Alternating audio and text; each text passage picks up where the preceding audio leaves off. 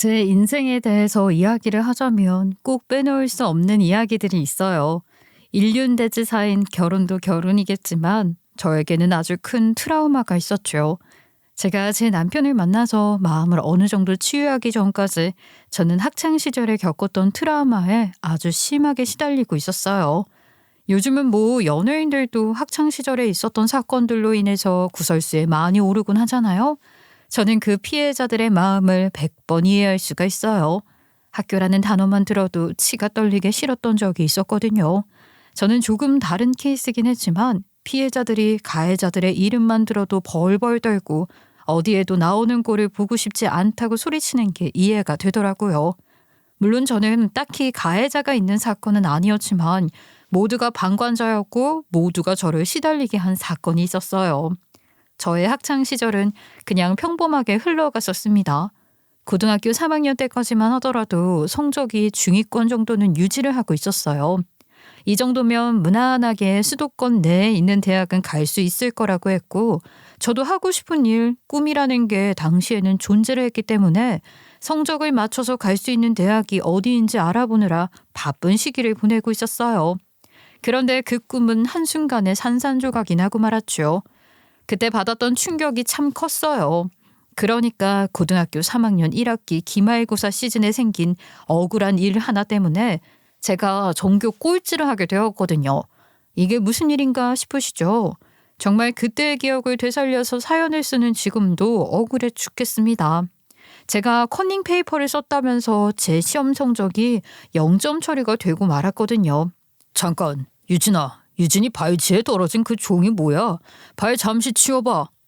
저는 시험에 집중을 하고 있다가 영문도 모르고 의자를 앞으로 당겼어요. 선생님께서는 주저앉아서 제 발치에 떨어진 메모지 같은 것을 주었는데 저는 그게 뭔지 너무나도 잘 알고 있었어요. 그러니까 선생님이 보시기에는 커닝 페이퍼로 보였을 것 같더라고요. 그게 제가 만든 메모지는 맞는데 커닝 페이퍼로 쓰려고 만들었던 것은 아니었고요. 공부를 하다 보면 걸어 다니는 시간들이 아까울 때가 있잖아요. 책을 들고 다니긴 불편하니까 일부러 핵심 부분만 따로 정리를 해서 들고 다닌 것이었어요.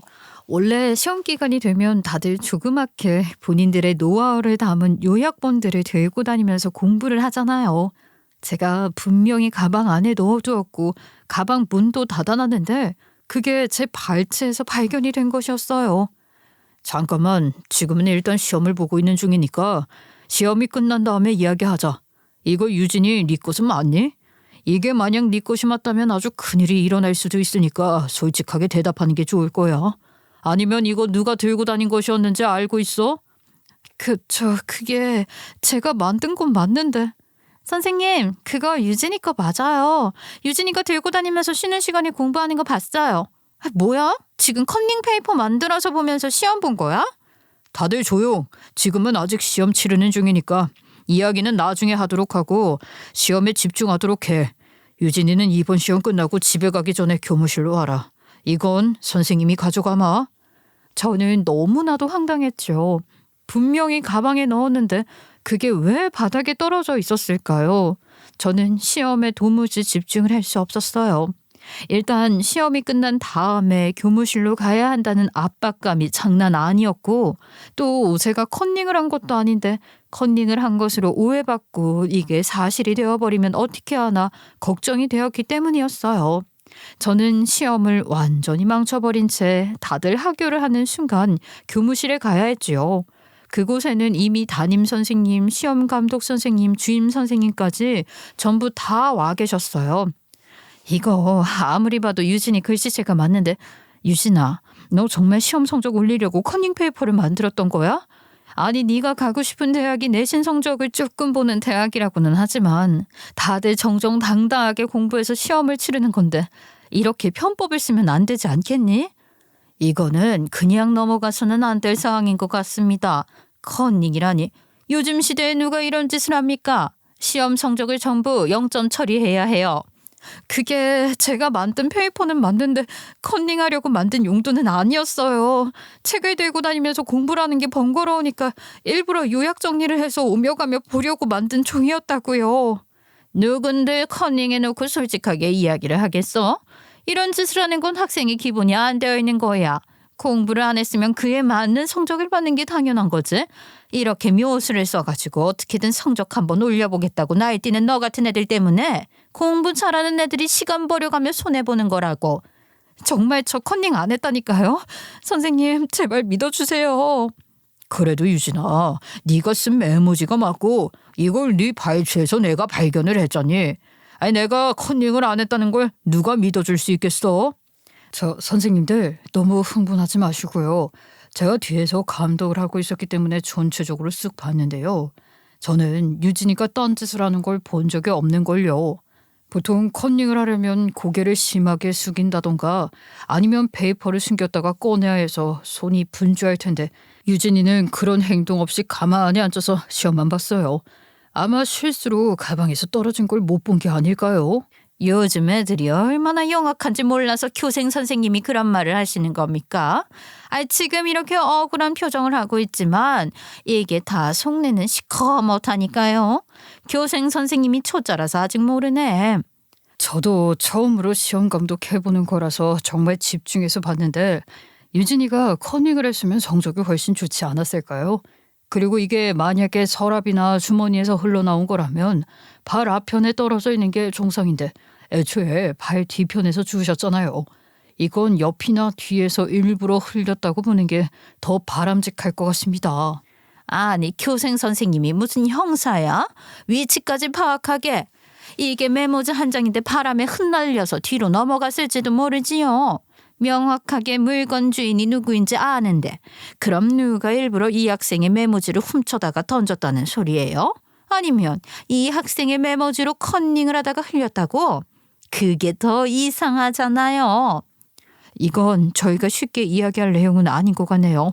다른 학생들이 피해를 보면 안 되니까 교무회의를 통해서 이걸 어떻게 처분을 해야 할지 결정을 내려야 할 것 같습니다. 보통은 고등학교 3학년 때에는 교생 선생님이 잘 오지 않으시는데 그때 일정이 꼬이는 바람에 고등학교 3학년 교생 수업을 배정받으셨던 선생님이 유일하게 제 편을 들어주셨었어요.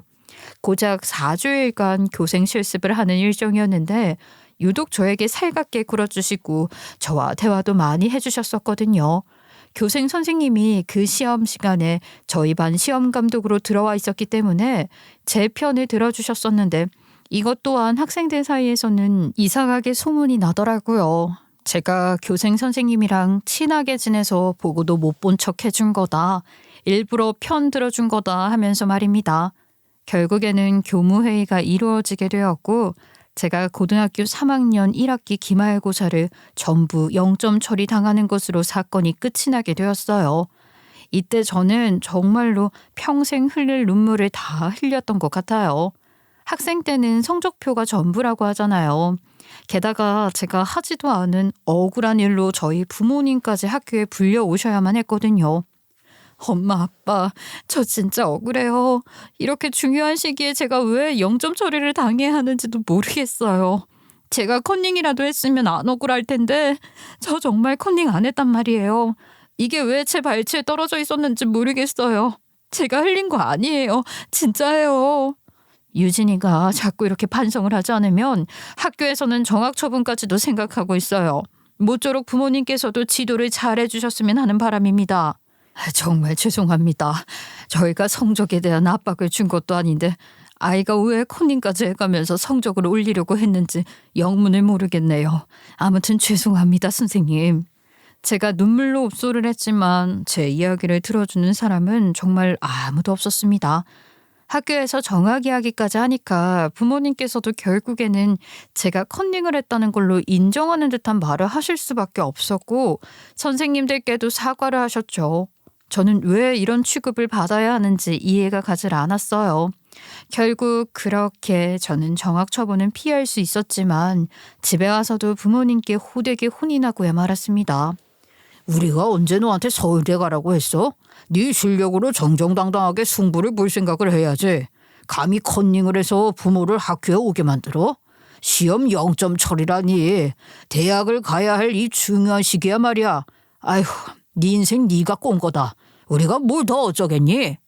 그냥 그 자리에서 잘못했다고 빌었으면 어쩌면 0점 처리까지는 안 당했을지도 모르는데 왜 안 했다고 박박 우겨서는 일을 이렇게 만들어. 이미 이렇게 된 건 뭐 어쩌겠니. 저는 그 뒤로 반 아이들의 수근거림에 지쳐버렸고 점점 더 소외감을 느끼면서 학교 생활을 해야 했어요. 교생 선생님은 4주가 지나고 학교를 더 이상 나오지 않으셨지만 제 편을 들어주었다는 이유만으로 저는 교생 선생님과 엮여서 반 아이들의 눈총을 받아야 했죠. 저는 그렇게 왕따가 되었습니다. 여름방학이 끝이 나고 다시 지옥 같은 학교 생활을 하면서 2학기 중간고사를 보게 되었어요. 그때 저는 정말 급격하게 불안한 마음이 들었어요. 이번에도 마찬가지로 또 제 주변에 무언가가 떨어져 있어서 오해를 사고 0점 처리를 받게 될까 봐 두려워서 시험에 전혀 집중을 할 수 없었어요.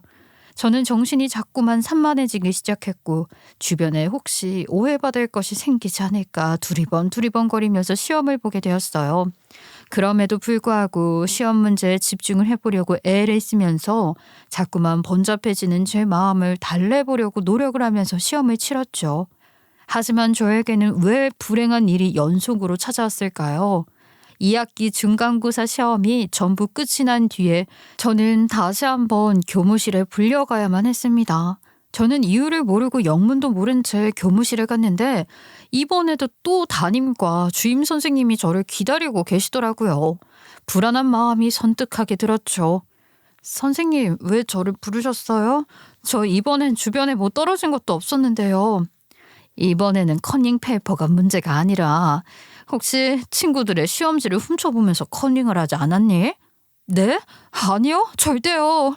저의 옆 사람이랑 자리가 많이 떨어져 있어서 보이지도 않는다는 거 잘 알고 계시잖아요. 저 절대로 컨닝하지 않았어요.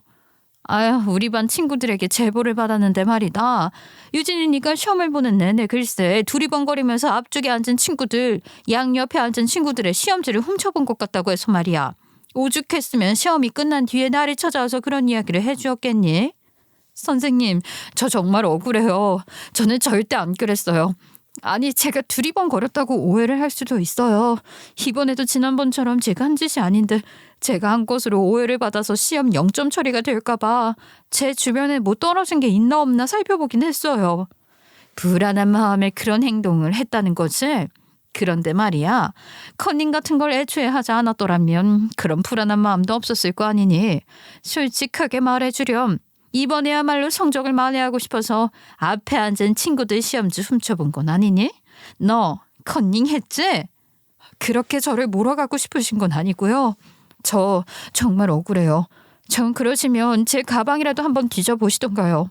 제가 컨닝 페이퍼를 만들었는지 아니면 친구들의 시험지를 훔쳐봤는지요. 얘가? 그런 게 있었으면 징징이 버리고 나를 만나러 왔겠지. 너 지금 증거 없애고 발뺌하는 건 아니겠지? 전적이 있으니까 이런 오해를 받는 거 아니겠니? 본 사람이 있는데 어떻게 거짓말이라고 할 수 있겠어? 유진이, 너 여태까지 중2권 성적 유지했던 것도 말이야? 매번 이런 식으로 커닝을 해서 성적 받아왔던 거 아니니? 이건 그냥 넘어가서는 안 된다. 내가 지난번에도 말했잖아요. 한 번 한 애들은 두 번이 어렵지 않다니까. 이런 건 회의 소집해가지고 바로 총학 처리를 먹어야 하는 거라고요. 벌을 내릴 땐 확실하게 해야 한다는 건 몰라서 그래요? 김 선생님 네 반 아이라고 그렇게 무르게 행동해서는 안 돼. 저는 결국 시험이 끝난 뒤에 시험 성적을 0점 처리받지는 않았지만 선생님께 솔직히 말하지 않았다는 갖가진 핑계를 덧입어서 정학 처분을 받게 되었어요. 너무나도 억울해서 저는 학교에 나가는 것도 싫었고 부모님께서도 저에게 그 어떤 말도 하지 못하셨죠. 저를 정말 오해하시는 건지 아니면 저를 믿어주시는 건지 그것조차 알지 못하겠더라고요. 일주일이 지난 뒤에 학교에 등교를 해서도 저는 스스로 은둔형 외톨이가 되었어요. 친구들은 제가 그동안 컨닝을 해서 그나마 성적을 유지한 거라고 오해를 했고 저에게 말도 걸어주지 않았어요. 수행평가를 하든지 뭘 하든지 저는 혼자 스스로 준비를 해야 했고 고등학교 3학년 2학기 마지막 기말고사는 선생님의 요청으로 양호실에서 혼자 치르게 되었습니다. 이렇게 혼자 치르면 아무도 오해할 일 없지 않겠니? 또 컨닝을 할 수도 없을 거고 몸 수술까지 다 했으니까 이번에야말로 네 실력대로 시험 한번 봐봐라. 제가 아무것도 들고 있지 않고 오로지 펜, 지우개, 연필만 들고 시험을 본다는 것을 확인하고 나서야 담임 선생님은 나가셨어요. 감독하시는 선생님 한 분이 서서 양호실에서 시험을 보는 저를 내내 감시하셨어요. 저는 정말 장난 아닌 압박을 느끼게 되었고 시험에 전혀 집중을 하지 못했습니다. 물론 제가 공부에서 손을 놓아버린 것도 한몫했지만요. 전 결국 마지막 시험까지 완전히 망쳐버리게 되었어요. 대학은 당연히 성적 미달로 떨어지게 되었고 저는 집안에서도 골칫덩어리가 되었어요. 모든 사람들이 저에게 손가락질을 하는 것 같다는 기분을 느끼게 되었거든요. 정말 제 마음을 이해해 주실 분이 계실까요? 제 서러움은 몇 번을 곱씹어도 사라지지 않더라고요. 20살이 된 저는 방 밖으로 나오지도 않게 되었고 사람들의 시선이 무서워서 집 앞에 있는 편의점조차 나가지 않는 사람이 되었어요. 두려움에 가득 차 있었거든요. 청소년기에 겪은 트라우마로 인해서 저는 방 안에서 컴퓨터 게임만 하는 사람으로 변하게 되었습니다. 그렇게 은둔하면서 게임에 미쳐 살기를 5년, 한창 대학 생활을 즐기고 친구들이랑 술도 한잔하러 다니고 해야 할 놀기 좋은 시기에 5년이라는 세월을 그냥 날려먹어버렸어요. 처음에는 엄마 아빠도 저러다 말겠지 하고 저를 가만히 내버려 두셨는데 나중에는 제가 방문까지 걸어 잠그고 나오지 않자 저를 밖으로 불러내려고 무던히 노력을 하셨었죠. 그래도 우리 유진이가 스스로 알을 깨고 나올 시간이 필요할 테니 우리가 진득하게 기다려 줍시다. 유진이 스스로 극복을 해내야지 우리는 그저 서포트만 해줍시다. 하지만 그 시간이 5년이 넘어가니까 도저히 엄마는 기다릴 수 없겠다 싶으셨나 봐요. 방문을 분명 걸어 잠근 기억이 있는데 엄마가 방문을 열고 들어오셨어요. 아마 집안에 있는 열쇠를 이용해서 들어오신 것 같더라고요. 너무 오랜만에 보는 엄마 얼굴이라 깜짝 놀랐죠. 뭘 그렇게 귀신이라도 본 것처럼 놀라고 있어. 너 이렇게 사는 꼴 더 이상은 못 보겠다. 도대체 머리는 언제 감은 거니? 아니 방 안에 환기는 안 시킬 거야? 어두컴컴해가지고. 아 엄마 나가라고요. 나 혼자 있을 거니까 그냥 내버려둬. 지랄하고 자빠졌네. 네가 혼자 이러고 살면 누가 알아주기나 한데? 네 엄마 속 답답해 미치는 꼴은 안 보이니? 언제까지 이렇게 구석에 처박혀서 지낼 거야? 이제는 다 털어버리고 새 출발할 생각도 해야지. 아 그깟 대학 못 간 게 대수야? 대학 안 나온 애들 아주 수두리 빽깔이야. 아 내가 대학 때문에 이러는 거 아닌 거 잘 알잖아. 나가라니까. 아니면 뭐 고등학교 때 선생님들? 친구들? 야 걔네 다 이제 만날 일도 없어. 너 이렇게 살다가 방 안에서 비명 행사해도 모르겠다. 당장 나와. 나랑 같이 주말에 교회라도 나가. 교회는 무슨 교회야. 집 앞에 편의점 가는 것도 싫은데. 그럼 당장 나가. 나가서 너 혼자 살아. 교회도 안 나갈 거면 내 집에서 나가라고. 아주 그냥 머리털도 빡빡 밀어버리고 밥도 안 줄 거니까 그런 줄 알고. 네가 혼자 나가서 돈 벌어서 먹고 살 수 있으면 교회고 나발이고 아무것도 하지 말고 당장 집 사. 그럴 수 없으면 좋은 말로 할 때 주말에 교회 나가는 거야. 알겠어? 엄마의 엄포는 정말 진심 100%를 담긴 일이었고 저는 당연히 교회 가는 것이 죽기보다 싫었지만 피할 수 있는 방법이 없었기 때문에 교회에 질질 끌려 나가게 되었어요. 처음에는 교회라는 곳이 너무나도 낯설고 무섭기만 했죠. 친절한 얼굴을 하면서도 저에게 일어났었던 일들을 알게 되는 순간 어떤 손가락질을 하고 편견을 가질지 모른다는 생각을 했었거든요. 근데 다들 별 신경을 안 쓰시더라고요. 아, 얘가 집사님 딸이에요? 그 맨날 집에만 있다던? 이 정도의 대화가 저를 궁금해하는 전부였어요. 한 주, 두 주 그렇게 나가다 보니까 생각보다 세상 사람들은 저에게 관심이 없다는 것을 알게 되었고 은근히 밖으로 나올 용기가 생기더라고요. 하지만 딱 그 정도였어요. 5년 동안 희귀코모리로 지냈는데 교회에 나간다고 얼마나 다양한 사람들이랑 즐겁게 어울리면서 지낼 수 있겠어요? 인사를 나누는 것조차 어색하고 어려웠는데요. 딱 교회라는 장소만 왔다 갔다 하면서 다른 사람들과는 어울리지 못하고 적응하지 못하고 있었던 저를 도와준 사람은 다름 아닌 우리 남편이었어요. 교회에 나오는 게 어렵진 않지. 내가 도와줄 수 있는 건 다 도와줄게. 교회에 봉사할 수 있는 곳도 많아. 소속감을 가져보는 것도 나쁘지 않을 수도 있어. 성가대도 있고 어린이부나 중고등부에서 교사로 봉사를 할 수도 있고 아니면 청년회에 들어가서 활동을 할 수도 있어. 교회에서 한 달에 한 번 정도 밖으로 봉사를 나가는데 거기 참석을 해도 되고. 아, 근데 저는 아직 어딘가에 소속이 되어서 뭘 하는 게 좀 어려울 것 같아서요. 아는 사람도 없고. 아는 사람이 왜 없어? 나 있잖아. 나랑 같이 다니면 교회 다니는 젊은 사람들이랑은 다 친구할 수 있을걸? 아무튼 내가 도움이 될 수 있는 건 전부 다 도와줄게. 그때 저는 따로 관심사가 있었는데 남편은 그 관심사에도 귀를 기울여 주었어요. 사실 그게 남자가 관심을 가지기에는 쉽지 않은 분야이긴 했거든요. 제가 게임을 엄청나게 열심히 했었잖아요. 어느 순간부터 돈을 쏟아붓지 않으면 게임을 하기가 쉽지가 않더라고요. 그래서 다른 거 뭐 할 거 없나 찾아보다가 알게 된 것인데 인터넷 사이트에 로맨스 소설을 연재하는 곳이 꽤 많더라고요. 처음에는 그냥 심심해서 읽어 내려가기 시작을 했는데 곧 엄청나게 빠지게 되었죠. 사실 제가 연애라는 걸 살면서 한 번도 해본 적이 없었기 때문에 그 사랑이라는 감정이 무엇인지 무척이나 궁금했었거든요.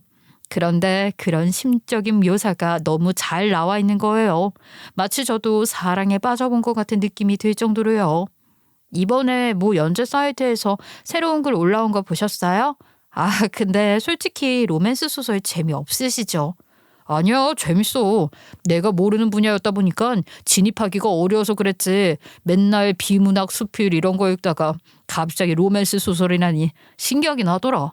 근데 내가 곰곰이 생각을 해봤는데 유진이 너도 글을 한번 써보는 건 어때? 네? 제가 글을 쓴다고요? 에이, 저는 읽는 건 잘해도 글 쓰는 건 잘 못해요. 한 번도 해본 적이 없는데 잘할 수 있을지 없을지 어떻게 알아? 다들 그렇게 모르는 상태로 도전을 해보는 거야. 내가 국어 국문과 나왔잖아. 글 한번 써봐. 검토 싹 해줄게. 저 맞춤법도 잘 모르고요. 글을 두서 읽게 쓰는 재주도 없어요. 그냥 이렇게 보는 걸로 만족하면서 지내도 충분할 것 같은데. 보다 보면 자연스럽게 늘어나는 게 글솜씨인 거야.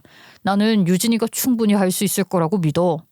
그렇게 저는 용기를 받아서 글을 써내려가기 시작했어요. 정말 두서 없고 문법도 어색한 글이었지만 남편은 저에게 잘한다 잘한다 칭찬을 해주었고 칭찬은 고래도 춤을 추게 한다고 점점 정말 제 실력은 나아지게 되었죠. 남편은 제가 쓴 글을 검토해 주었고 모자란 부분은 지적해 주면서 고칠 수 있도록 해주었어요.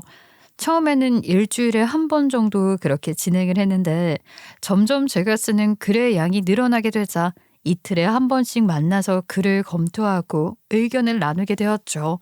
제 실력도 눈에 띄게 좋아졌고요.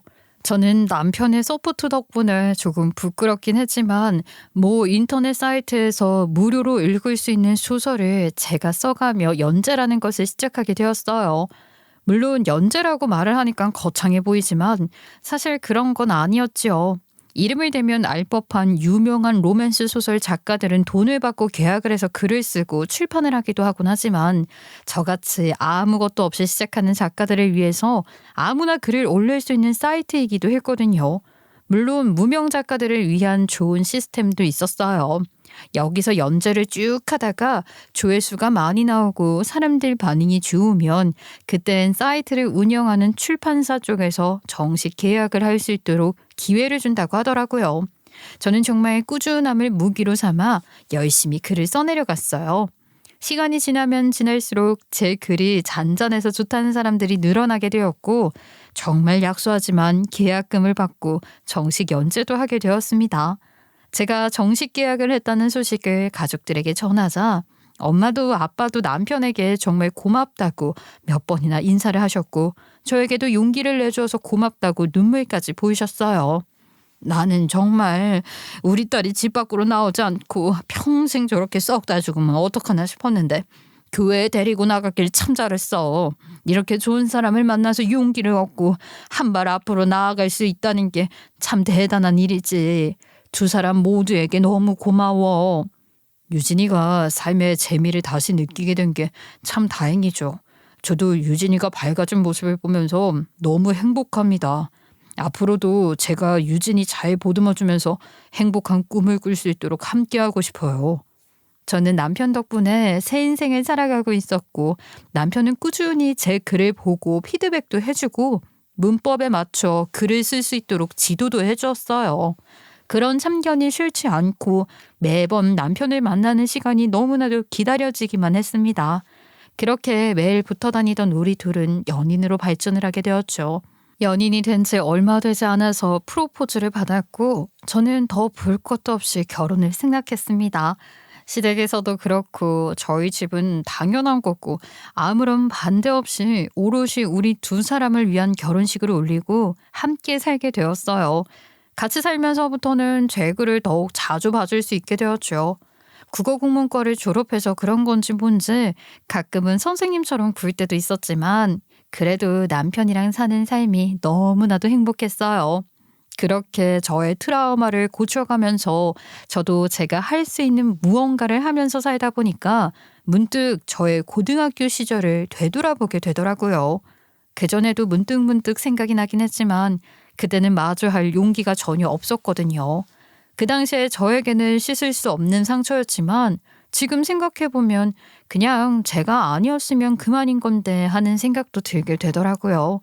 아마 지금 제 옆에서 저를 믿어주는 든든한 남편이 있으니까 더 그런 생각을 하게 된 것 같아요. 그 어린 제가 굳이 눈치를 보고 그럴 필요가 없었는데 말이에요.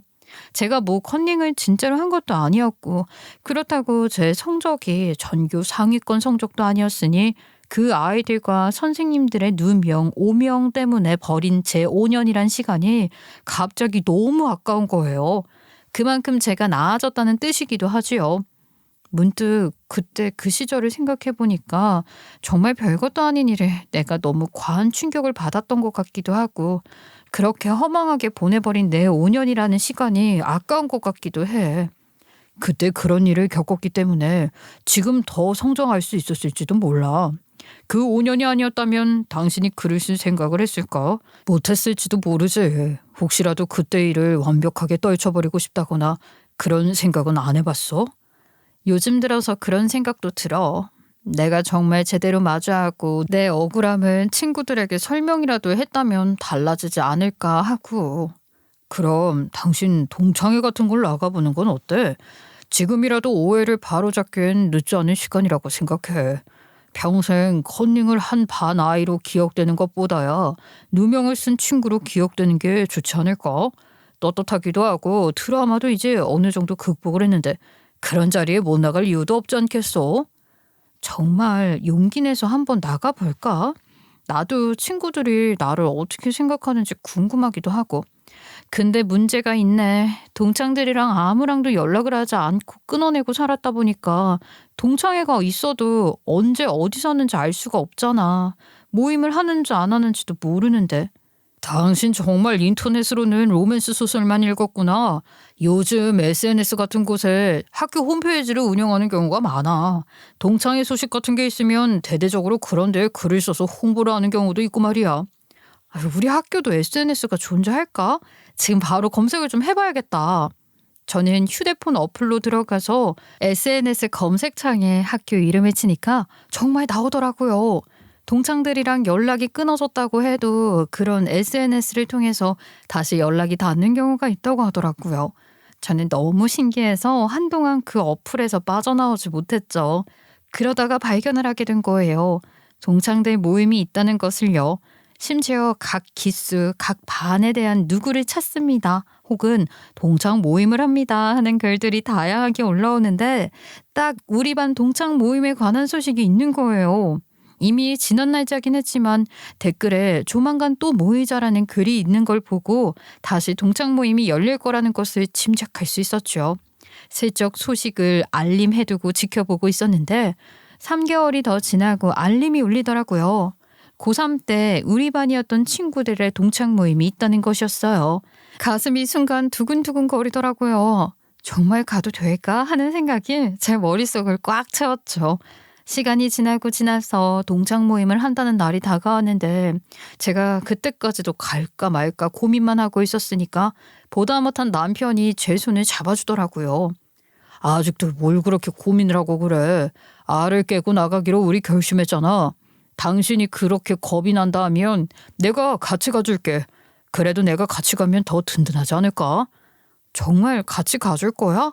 많이 어색할지도 모르겠는데 다들 수근거릴 수도 있고. 그게 뭐 어떻다고. 지금까지도 우리 용기를 내서 잘 취해 왔으니까 이제는 반 친구들 앞에서도 당당하게 설 수 있을 거야. 당신이 용기를 낸 만큼 당신에게 돌아오는 게 있을 거라고. 한 발자국만 더 내디뎌 보자 우리. 알겠지? 이렇게까지 응원을 해주는데 내가 뒤를 숨는 건 아닌 것 같다는 생각이 들어. 나 진짜 한번 해볼게. 동창들 앞에 서서 내가 그동안 누명을 썼던 거 솔직하게 한번 말이라도 해볼래. 남편은 제 등을 쓸어주었고 저는 위안을 받았어요. 그리고 동창회 시간이 될 때까지의 만반의 준비를 해서 동창 모임에 나가게 되었어요. 다른 친구들이야 몇 번 만난 것 같은 느낌이었지만 저는 처음으로 가는 거니까 너무나도 떨렸습니다. 약속 장소에 도착을 해서도 입구에서 한참을 서성여야만 했어요. 하필이면 동창회 날 남편에게 급한 일이 생겨서 퇴근이 조금 늦어졌거든요. 남편은 일이 끝난 뒤에야 도착을 할 수 있다고 한 상태라서 저 혼자 먼저 들어가야 했으니 2배로 더 떨릴 수밖에 없었어요. 남편을 기다릴까 잠시 고민도 했지만 제 동창이니까 먼저 들어가는 게 낫겠다 싶어서 문을 열고 들어가니까 다들 세월이 흘러서 늙긴 했지만 그대로인 애들이 있더라고요. 신기했어요. 졸업하고 나서 처음으로 보는 동창들이었으니까요. 서로 알아보고 인사를 하는데 저도 어색하게 그 자리에서 슬그머니 끼어들었죠. 저는 사실 아무도 저를 신경 쓰지 않고 다들 저를 못 알아볼 거라고 생각을 했는데 다들 저를 알아보더라고요. 어?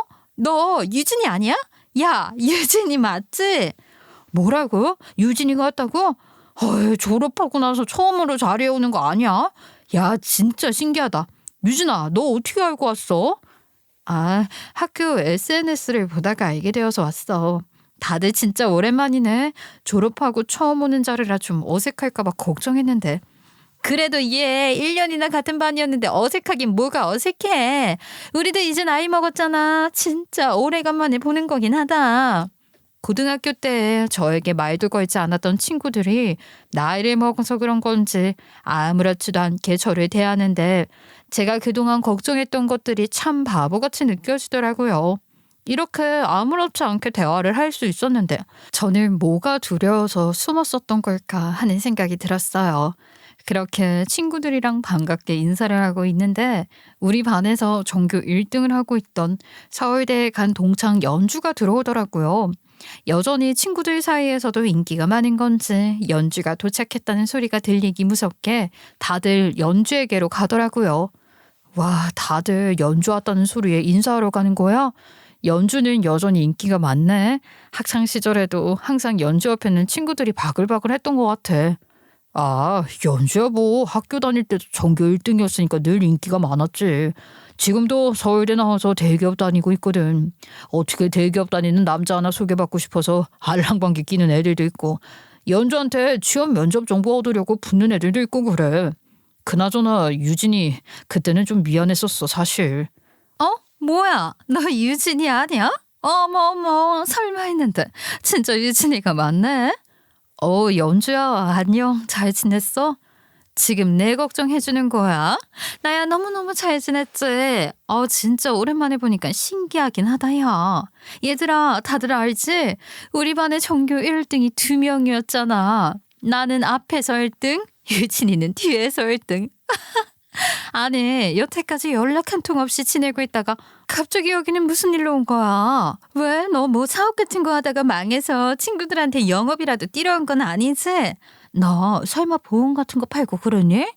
오랜만에 유진이 얼굴 봐서 좋은데 왜 그렇게 말을 하고 그래 연주야. 유진이 상처받겠다. 아니 거의 10년간 연락 한 통 없다가 갑자기 나타나니까 이상하잖아. 꼴통이 여기는 어쩐 일로 행차를 다 했을까? 응? 설마 여기서 유진이한테 보험 이야기 들은 사람 있는 거 아니지? 우리 모임에 잡상이는 출입 금지인데. 그렇게 말을 하는 순간 말문이 턱 막히더라고요. 아니라고 한마디만 하면 되는데 왜 또 바보같이 아니라는 말 한마디를 하지 못했을까요? 순간 정말 찬물이라도 누가 확 끼얹은 것 마냥 분위기가 싸하게 변해버렸어요. 다른 친구들도 눈치를 살피면서 말을 하지 못하더라고요. 그런데 다시 한번 분위기를 반전시킬 만한 일이 일어나게 되었어요. 갑자기 입구 근처에 있던 친구들이 깨악깨악 하더니만 90도로 인사를 하면서 안녕하세요, 안녕하세요, 헐 대박 이러는 게 아니겠어요? 시끌시끌한 소란이 일어나자 무슨 일인가 싶어서 저랑 연주, 부반장 할 거 없이 입구 쪽으로 고개를 돌리게 되었죠. 역시나 우리 남편이 걸어 들어오더라고요. 그 순간 전교 1등이었던 연주 표정이 삽시간에 굳어버리는데 제 남편이 제 옆에 서서 어깨동무를 하며 반 친구들에게 인사를 하기 시작했어요. 다들 오랜만에 보지? 우리가 연락 한 통 없이 지내서 우리들이 결혼한 거 다들 모르고 있으려나? 아, 선생님 진짜요? 유진이랑 교생 선생님이랑 결혼을 했다고요? 대박, 이거야말로 완전 대박 아니야? 아니 무슨 인터넷에 올라오는 글 같잖아. 선생님 진짜 유진이랑 결혼을 하셨어요? 와 진짜 상상도 못했어요.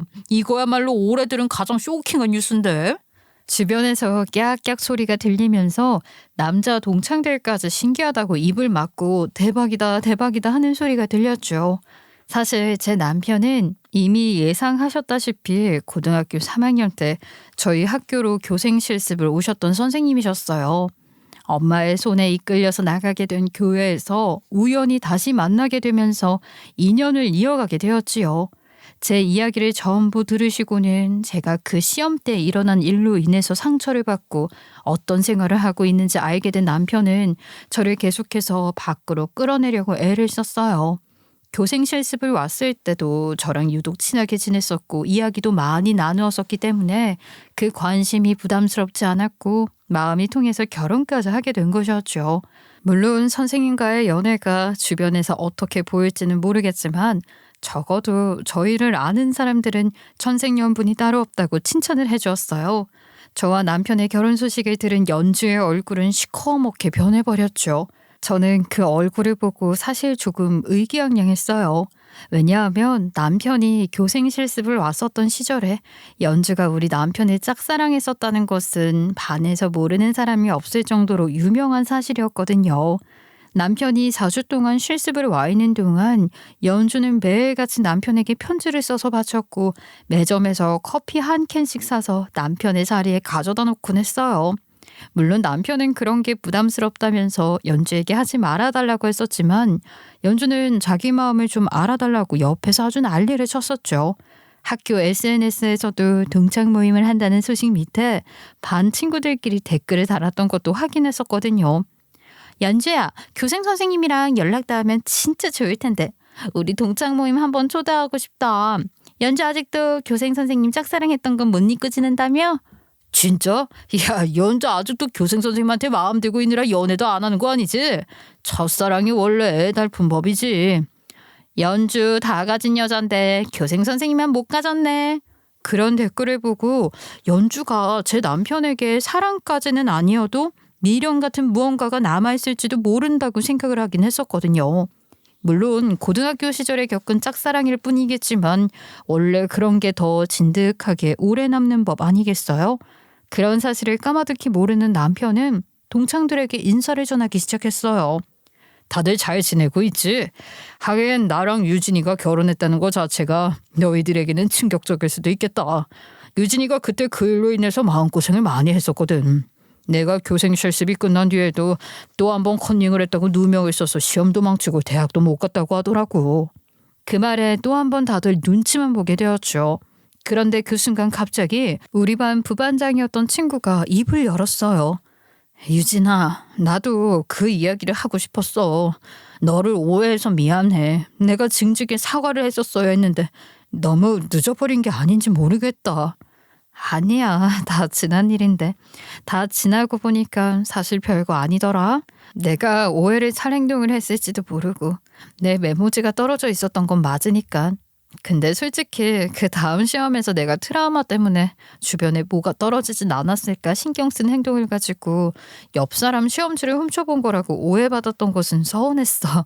우리 반 누가 밀고를 했다고 하던데 선생님한테 네가 두리번거렸다고 아무래도 컨닝을 한 것 같다고 이야기를 한 사람 그거 나였어. 미안해. 내가 그때는 그저 남의 말만 듣고 너를 오해했었나 봐. 뭐라고? 부반장 네가 선생님한테 가서 밀고를 했다고? 왜 그랬어? 내가 정말 컨닝을 하는 것처럼 보였어? 부반장은 고개를 숙여서 저에게 미안하다고 말을 했어요. 저는 부반장이 그런 밀고를 했을 거라고는 상상도 못했었기 때문에 너무나도 놀랐죠. 그런데 그 뒤에 이어진 말이 더 충격적이었어요. 그때는 나도 분위기에 휩쓸려서 그런 짓을 했던 것 같아. 미안해. 사실 그때 연주가 야, 내 이름을 갑자기 왜 들먹이고 그래? 내가 뭘 어쨌다고? 그때 뭐? 내가 뭘 어쨌는데? 나는 그냥 의문만 제기를 했던 것뿐이지. 연주 네가 유진이가 두리번거리면서 내 시험지를 컨닝한 것 같다고 1학기 기말고사를 망친 탓에 분명히 성적 잘 받으려고 컨닝한 게 맞다고 이야기를 해서 그랬던 거잖아. 무서우면 같이 가주겠다고 같이 봤다고 말을 해주겠다고 나를 꼬셔서 유진이가 그때 그렇게 트라우마를 겪는지도 몰랐단 말이야. 그때는 좋다고 가서 선생님한테 일러놓고서는 이제 와서 왜 말을 그렇게 하고 그래? 나 참 억울하네. 잠깐만. 그럼 지금 부반장 친구의 이야기를 들어보면 연주가 친구들을 선동해서 유진이를 컨닝한 애로 몰아갔다는 소리야? 나 참 기가 막혀. 그러니까 아니 지금 결혼했다고 와이프 편이라도 드시게요. 솔직히 맞잖아요. 1학기 기말고사 때 컨닝을 했으니까 그런 오해도 쌓은 거지. 그리고 이제 와서 그게 다 무슨 소용이야? 이제 그만해. 괜히 분위기만 이상해지니까. 우리 유진이가 그때 그 일로 얼마나 힘들어했는지 5년이라는 시간 동안 방 밖으로 나오지 않을 정도로 얼마나 고생을 했는지 모르니까 그런 소리를 아무렇지도 않게 하지. 아니 그러면 애초에 컨닝을 안 했으면 되는 일 아니에요? 이렇게 오해를 받게 된 게 전부 다 1학기 기말 때 컨닝 페이퍼 나와서 그런 건데 선생님 결혼하셨다고 너무 와이프 편만 드시는 것 같다. 괜히 저 억울해요 그러면? 근데 그 순간 연주랑 친하게 어울려 지내던 우리 반 친구 하나가 입을 열더라고요. 내가 이제 와서 이야기하는 거지만 네가 유진이 가방에서 메모지 꺼내는 거 봤어. 너 유진이 별로 마음에 안 들어 했었잖아. 음악 선생님이 너보다 유진이 수행평가 점수 더 잘 챙겨줘서 그것 때문에 유진이 싫어했던 거 우리 반에 모르는 사람 있어? 거기다가 교생 선생님이 네가 쓴 편지는 전부 무시하고 매번 유진이만 챙긴다고 엄청나게 싫어했었잖아. 네가 메모지를 왜 꺼내나 했더니 지금 생각해보면 네가 유진이 팔찌에 그 메모지를 떨어뜨렸던 것 같아. 솔직히 그때도 그런 생각이 언뜻 스쳐 지나가긴 했었는데 그때는 다들 선생님이 전교 1등인 너를 치켜 세우다 보니 내 말은 안 믿어줄 것 같아서 말 안 했어. 미안해 유진아. 내가 용기를 더 냈어야 했는데. 야, 너 갑자기 왜 이러는 건데? 지금 생사람 잡는 거야? 이거 다 명예훼손인 거 몰라서 그래? 너희들이야말로 갑자기 나를 선동하는데 나 진짜 가만히 안 있는다. 연주는 길길이 날뛰면서 부정을 했지만 아무도 연주의 말을 믿어주지 않았어요. 하나같이 수군거리기 바빴죠. 어머, 그럼 연주 너 지금 유진이를 골탕 먹이려고 그런 못된 짓을 한 거야? 아무리 성적에 좌지우지되는 학창생활이라고 해도 음악 수행 점수 하나 때문에? 설마 그것 때문이겠어? 진짜 싫어하는 이유는 교생 선생님이 유진이한테 잘해주고 친절하게 구니까 그게 질투나서 그런 거겠지. 연주가 교생 선생님이 좋아하는 거 몰랐던 사람이 있어? 거기다가 컨닝 오해 받았을 때도 교생 선생님이 편들어줬다고 둘이 이상한 사이 아니냐고 소문내기 시작한 것도 연주였잖아. 이거 전부 다 연주가 꾸민 일 맞네. 생각해보니까 그러네. 나는 그냥 이용한 거네. 교생 선생님이랑 친하게 지내는 유진이가 싫어서 그랬던 거였지. 솔직히 나도 그동안 의문이긴 했어. 너 음치인데 음악 수행 점수 그만큼 받은 것도 전교 1등이라서 특혜 받았던 거 아니야? 연주 너야말로 너무 네 생각만 한다. 와, 그러면 성적 조작을 한 건 정작 연주가 아니야? 대박이다 진짜. 그래놓고 다 유진이한테 덮어씌우고 왕따 만든 거야? 소름. 여자의 질투란 별의별 일도 다 하게 만드네. 다들 하나같이 손가락질을 하기 시작했죠. 연주는 친구들의 반응에 어쩔 줄 몰라 하다가 갑자기 하나라는 우리 반 친구의 탓을 하기 시작했어요. 너무 뜬금없는 말에 반 친구들도 전부 경악을 하고 말았죠. 너 갑자기 왜 이러는 거야? 내가 저번에 솔직하게 조언했다고 기분 상해서 이딴 짓거리 한 거야? 솔직히 이혼녀 인식이 안 좋은 건 사실이잖아. 너 속도 위반으로 결혼해서 사회 경험 하나도 없는데 직장 쉽게 잡을 수 있겠어? 그래서 내가 이혼하지 말라고 한 거잖아. 하나가 제 편을 들고 말을 하니까 연주는 그게 기분이 나빴나 보더라고요. 하나가 몰래 연주에게만 이야기한 사실을 다른 사람들 앞에서 다 까발린 거죠. 아무리 그래도 그런 이야기를 할 이유가 없는데 자기 위기를 모면해 보겠다고 남을 팔아먹는 짓은 너무 치사하더라고요. 그 말이 끝나기 무섭게 하나의 얼굴이 울그락불그락해졌어요. 야, 내가 이혼한 거 비밀이라고 너한테만 고민 상담한 건데 그걸 네가 이 자리에서 밝혀? 그러는 너는 대기업에서 잘려놓고 동창회에서는 여전히 대기업 다니는 사람인 척 행세하는 게 웃기더라. 서울대 나와서 백수잖아 너도. 하나의 충격적인 발언에 동창회가 다시 한번 들썩이기 시작했어요. 연주가 대기업에서 잘렸다고? 아니 지난번에 복지가 어쩌니 저쩌니 그러지 않았었나? 그래놓고 이렇게 잘난 척을 했단 말이야? 친구들은 연주를 차가운 눈으로 바라보면서 수근거리기 시작했죠. 늘 주인공의 삶을 살다가 갑자기 친구들이 돌아서서 손가락질을 하니까 연주의 얼굴이 점점 벌겋게 달아올랐고 그 자리를 박차고 뛰어나가 버리더라고요. 그 누구도 연주를 붙잡거나 따라가는 사람이 없었습니다. 어쩜 이렇게 속이 시원한지. 이미 다 지난 일이고 저도 상처를 회복했지만 속은 참 후련하더라고요. 이럴 줄 알았으면 진작에 부딪히는 건데 하는 생각도 했고요. 그 뒤로 반 친구들은 저에게 사과를 했고 저와 남편의 연애 스토리를 궁금해해서 한참을 수다 떨다가 술도 한잔하고 그러고 집으로 돌아왔어요. 어때? 별거 아니지? 연주가 그런 짓을 했을 거라고는 상상도 못했는데 나한테 책임이 조금은 있는 것 같아서 좀 그렇네. 아무튼 속 시원하지? 막상 부딪혀보니까 진짜 별거 아니네. 나 속 엄청 시원해. 친구들이랑 휴대폰 번호도 교환했고 연락도 자주 하기로 했어. 내가 연주하고 있는 사이트에 가서 댓글도 달아주고 조회수도 올려주겠다고 약속했다고. 지나고 나니까 막상 별거 아니더라고요. 이렇게 가벼운 일이었는데 그래도 그만큼 제가 고민하고 아파했던 시간이 있으니까 이렇게 후련한 거겠죠. 저한테 잘 이겨냈다고 칭찬 한마디 해주세요. 저도 앞으로는 더 용기 내면서 살아보려고요. 아, 그리고 연주는 아마 쪽팔려서 다음부터 동창회에는 못 나올 것 같네요. 그 얼굴 안 봐도 된다고 생각하니 너무 속 시원합니다. 저의 용기 낸 이야기 끝까지 들어주셔서 감사합니다.